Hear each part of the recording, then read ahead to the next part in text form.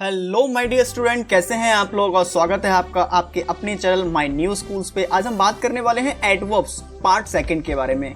हमने पार्ट 1 में सीखा था बेसिक एडवर्ब्स क्या होती हैं, क्या क्या फंक्शंस एडवर्ब्स के होते हैं, किस तरह से हम यूज कर सकते हैं हमारी एडवर्ब्स को। इस वीडियो में हम सीखने वाले हैं कॉम्पिटिटिव लेवल के बारे में कि कैसे हम एडवर्ब्स को कॉम्पिटिटिव लेवल तक ले जा सकते हैं, मतलब इसका कॉम्पिटिटिव में कैसे क्वेश्चंस बनते हैं हमारे। अगर हम बात करें कॉम्पिटिशन्स ग्रामर की और डेप्थ टू डेप्थ क्वेश्चंस आते हैं जिससे हमें बहुत ही डीपली नॉलेज होनी चाहिए। तो आज हम बात कर लेते हैं कुछ फैक्ट्स के बारे में एडवर्ब्स से रिलेटेड जो कॉम्पिटिटिव लेवल पे जो क्वेश्चंस फॉर्म हो जाते हैं। ठीक है, सबसे पहले बात करते हैं एडवर्ब्स होती क्या है, जो हमने पहली वीडियो में भी देख लिया था, एक बार फिर से देख लेते हैं। एडवर्ब्स वो वर्ड्स होते हैं जो हमारे वर्ब्स को, हमारे एग्जेक्टिव को, दूसरी एडवर्ब्स को क्वालिफाई कर देते हैं, वो हमारे एडवर्ब्स कहलाते हैं। सोनेना वॉक्स ग्रेसफुली, या जो ग्रेसफुली जो वर्ड आया वो वॉक्स के लिए हुआ, तो ये सिंपल सी एडवर्ब्स है जिसको हमने एक बार रिवाइज कर लिया होती क्या है डेफिनेशन। अब डायरेक्ट हम अपने फैक्ट्स पे आते हैं।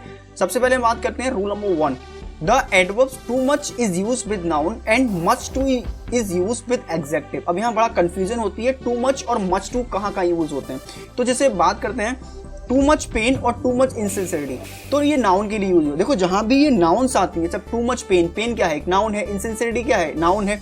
अब जैसे ये देखो मच टू पेनफुल और मच टू केयरलेस, ये एग्जेक्टिव के लिए यूज होता है। अब पेनफुल क्या है, वो एग्जेक्टिव है, केयरलेस क्या है, वो एग्जेक्टिव है। जहां एग्जेक्टिव आ जाती है वहां मच टू का यूज किया जा रहा होता है, और जहां नाउन्स आती है वहां टू मच का यूज किया जाता है। तो यहाँ जहां भी कंफ्यूजन होती है ऑब्जेक्ट में, ये जब हमें फिल करने होते हैं टू मच और मच टू, तो यहाँ नाउन्स और हमारी एग्जेक्टिव को ऑब्जर्व किया जाता है कि क्या नाउन है और क्या ऑब्जेक्टिव, क्या हमारी एग्जेक्टिव है, टू मच और मच टू को यूज करने से पहले। क्लियर। अब आगे बात करते हैं rule number 2, before the word enough an adjective under positive form should be used.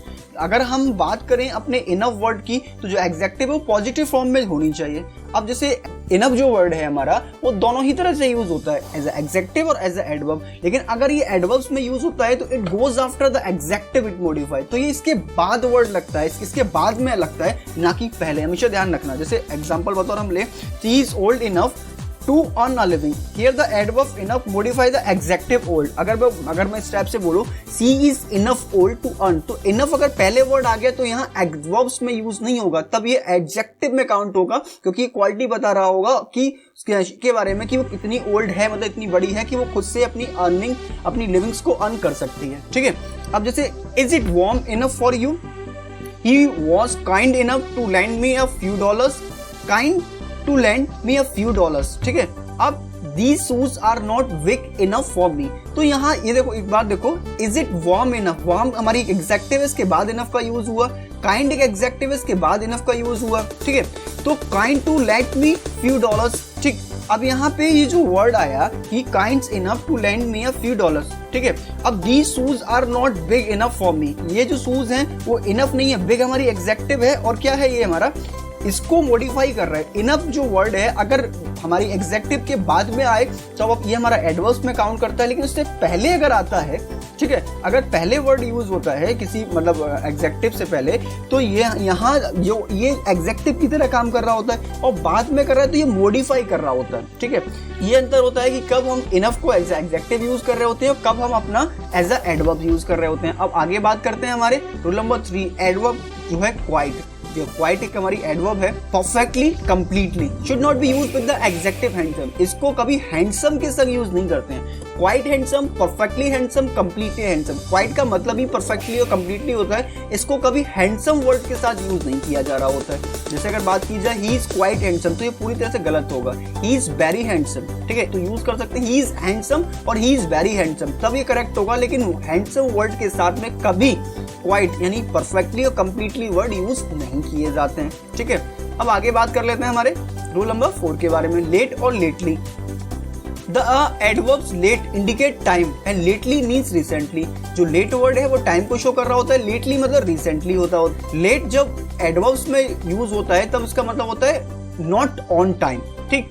अब जैसे well I couldn't find my classroom, so I go to the classroom a bit late and then I had to sing a song in front of the other student. तो यहाँ पे ये जो late word आया वो क्या है, verb से। अगर मैं इसको बोलूँ I got the classroom a bit lately, तो ये गलत हो जाएगा, क्योंकि वहां पे बात हो रही है नॉट ऑन टाइम के बारे में। अगर द प्रोग्राम स्टार्ट लेट, तो यहाँ पे ये राइट हो जाएगा। ठीक।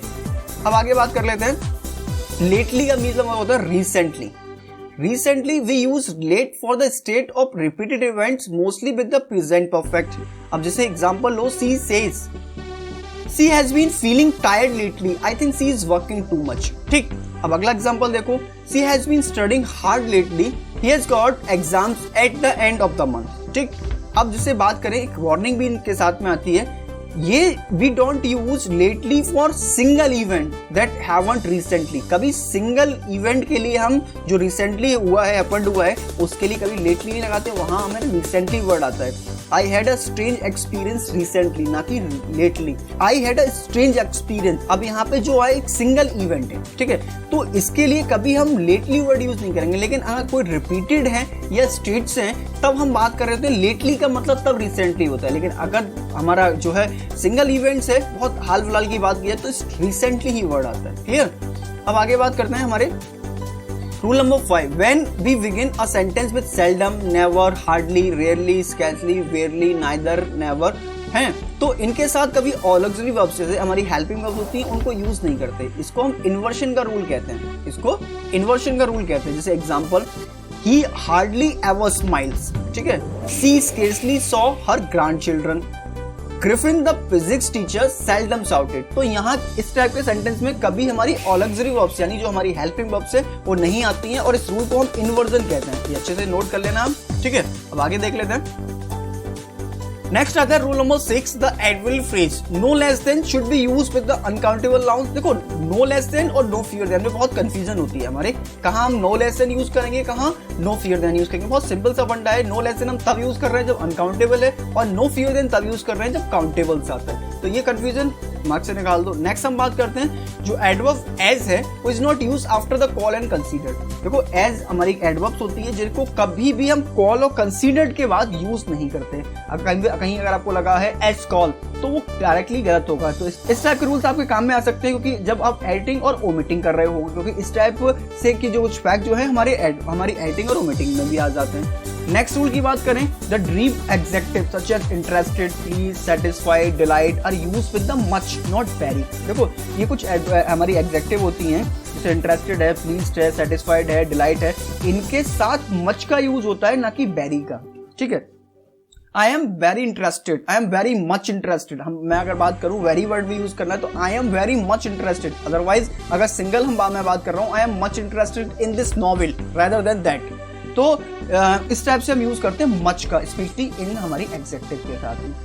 9th रूल आता है, the adverb very is used with the positive executive. Very का भी यूज हम अपने पॉजिटिव एग्जेक्टिव के साथ करते हैं, and much with comparative executive. Much का यूज कब कर रहे होते हैं, जब हमारी कंपैरेटिव एग्जेक्टिव होती हैं। इन तीनों को आप आपस में इंटरेक्ट करके देखो, आपको अच्छे से समझ में आ जाएगा क्या रूल्स है। लास्ट वर्ड आता है, very much should be use with the comparative form. जो वेरी मच है वो हमेशा कंपैरेटिव में यूज किया जा रहा होता है, कि मतलब जो हम किसी से अपने किसी भी स्टेटमेंट से ये शो कर, जैसे I like very much this wine, ठीक है, तो मीन्स टोटली मैं ये बता रहा हूं कि ये जो वाइन है वो सबसे अच्छी है अदर देन दैट, तो कंपैरेटिव में यूज हो रहा होता है। तो ये जो रूल नंबर 7, 8, 9 आपस में इंटरेक्ट करके आप खुद से जज करके देखो कि क्या हुआ। अगर फिर भी आपको समझ में नहीं आते तो आप मेरे को कमेंट बॉक्स में बताओ, मैं आपको सोल्यूशन देता हूँ कि एक्चुअल क्या इसमें प्रॉब्लम है। बट टाइम कम होने की वजह से मैं आपको ये सारे एग्जांपल्स नहीं दे पा रहा हूँ, और अगर आपको नहीं समझ में आए कमेंट करो और मैं आपको देता हूँ कि क्या इसके सोल्यूशंस होते हैं, ठीक है। These are some adverb facts, कुछ एडवर्ब्स के फैक्ट्स है। Hope you enjoyed and learned a lot from it. And now finally, thanks for being here. Thank you.